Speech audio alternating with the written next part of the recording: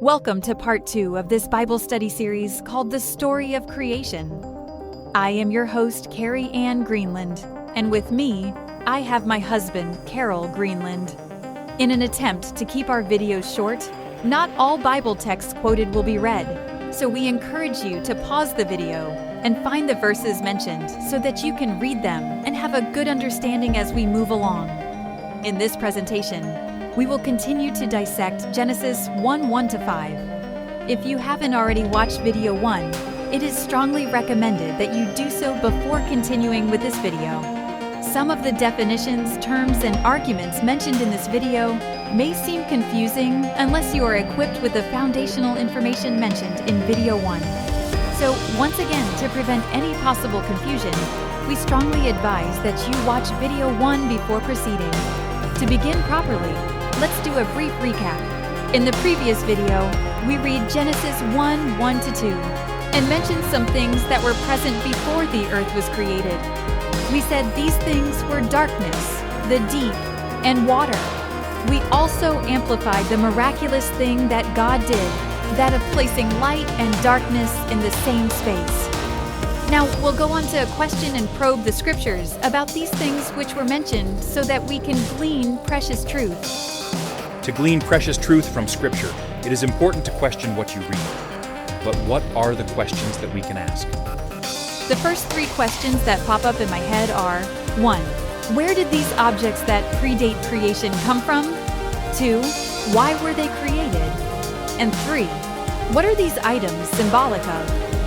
These are excellent questions, which can lead us into both interpretation and application of the things mentioned. Up until this point, all we have considered is interpretation. However, we need to make the distinction between interpretation and application. What do you mean? Okay, let me say it this way. Scripture only has one interpretation.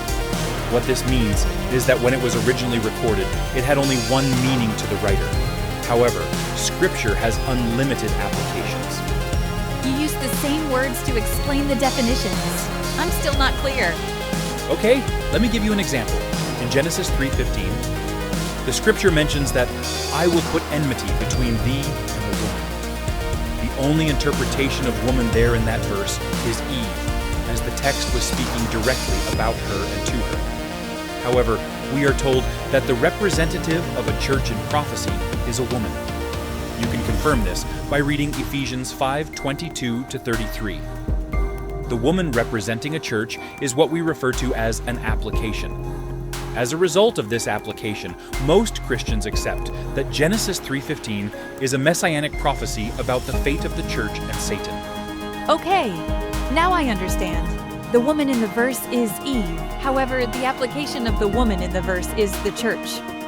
That is correct, and what we plan to do in this series is to show how the objects mentioned in the creation story can have multiple applications or meanings.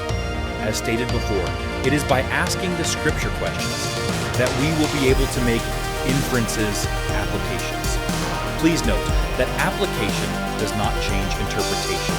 That is to say, the things which I'm about to explain do not change what physically happened during the first week of creation. So, are you going to answer any of the questions which I asked before? Which one would you like me to answer first? Okay, let us start with the first one. Where did these objects that predate creation come from? The objects we previously mentioned were darkness, the deep, and water.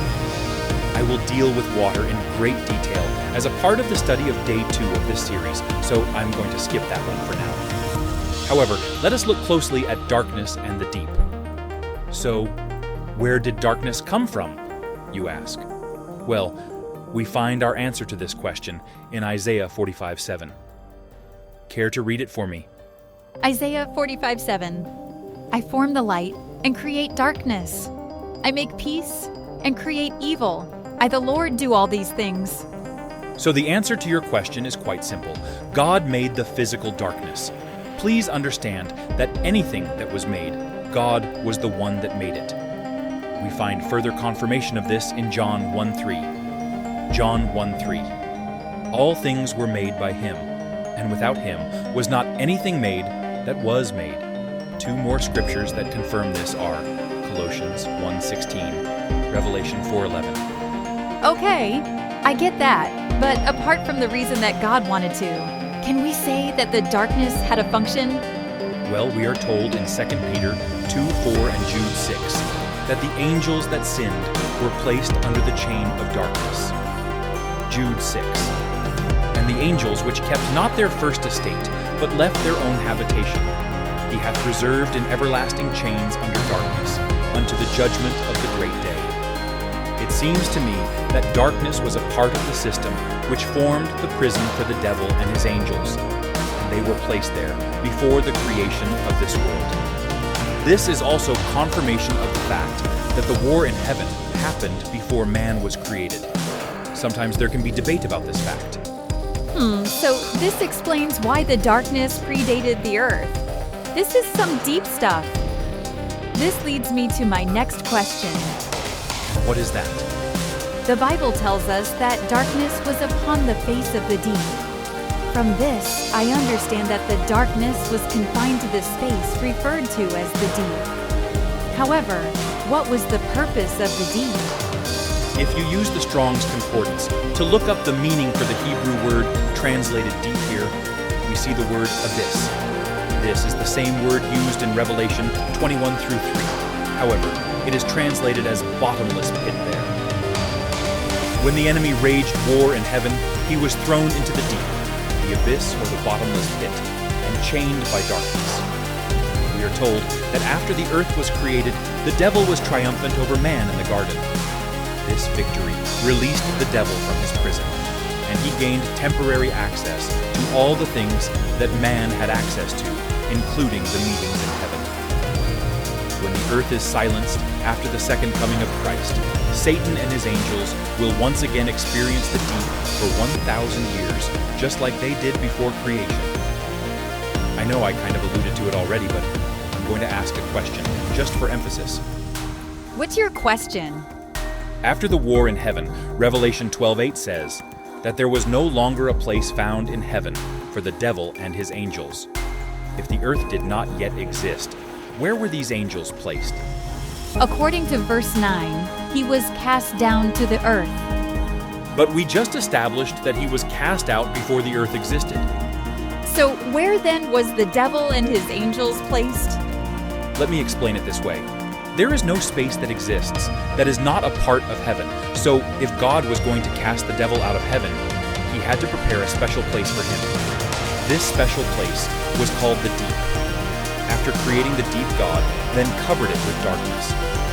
This is why the scriptures in Genesis 1:2 records that there was darkness upon the face of the deep, and that is before the earth was created.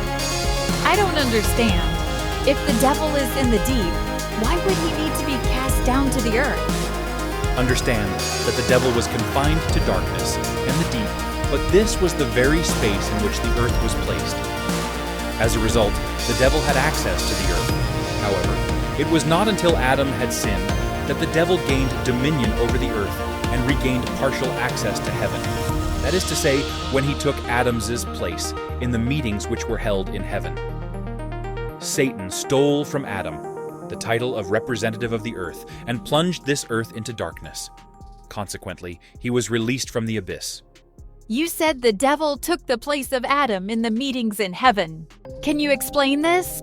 Yes, we are told about a couple of the meetings in the books of Job 1 and Kings 22, 21 to 23. Also, 2 Chronicles 18, 21 to 23. God meets with the sons of God, and because Adam had given up his rulership of the earth, Satan came representing the earth. In Jesus' crucifixion, resurrection, and ascension to heaven, Jesus wrested rulership of the earth from the evil one and became the new representative of the earth. The devil was thrown out of earth's seat and consequently cast down to the earth. We read an excerpt of this in Revelation 12:10 through 12. 10. Then I heard a loud voice saying in heaven, Now salvation and strength and the kingdom of our God and the power of his Christ have come, for the accuser of our brethren, who accused them before our God day and night, has been cast down. Okay, now I understand. Lucifer lost access to heaven again when Christ ascended. Yes, the devil was first cast out of heaven and thrown into the deep. Then he was cast down to the earth at Christ's ascension. I hope this is clear. Originally, darkness was the punishment of the devil and his angels. But Scripture also confirms that darkness is the punishment of wicked people. That is to say, those who have refused to confess all their sins on Christ, the sacrificial lamb.